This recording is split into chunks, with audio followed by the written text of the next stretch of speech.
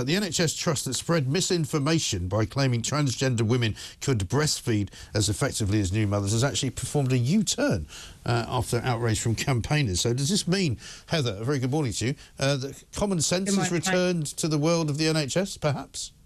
Well, it would be lovely to think so, wouldn't it?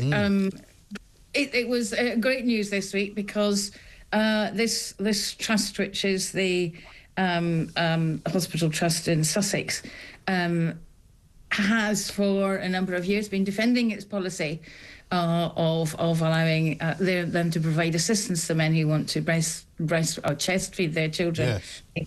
Yes. The policy came out in February 21.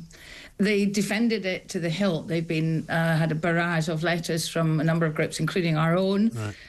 Since then, specifically last year, just last year, on August 2023, they defended it robustly. So it's great finally to see this year them going back on that and saying, no, that's not what was meant in the policy. A lot of this is about the language and language used and the lack of clarity. For instance, in their policy, they use the term human milk. Yeah. I mean, it's very weird, isn't it? Because the language they use is deliberately chosen, and they ended up sort of making words up like chest feeding, which nobody really understands. I always say it reminds me of some kind of zombie film, you know, some kind of zombie chewing away at your chest. But, you know, they always said, oh, it's because we're kind and compassionate, and all of you people who want us to do down trans people are the enemy here.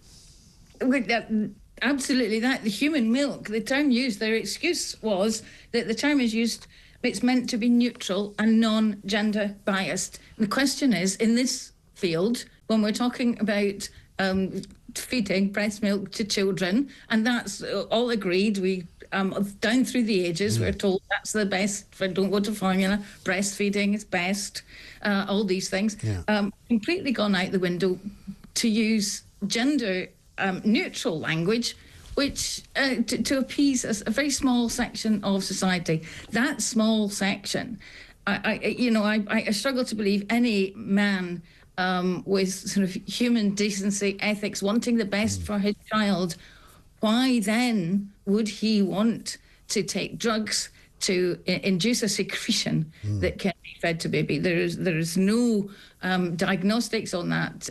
The secretion, is it good, is it bad? But what we do know that it's been brought about by chemical stimulation, which can be used in situations when women struggle for any reason in particular. These things can be used. It was all highlighted by a fabulous group called Children of Transitioners. And as it says on the tin, they have lived their lives with a parent, usually a male parent, who has been a trans. And they have grown up being used as a prop in their father's fetish, really. And that's the bottom line, really, isn't it? I mean, you've said it, and I think that's the right word.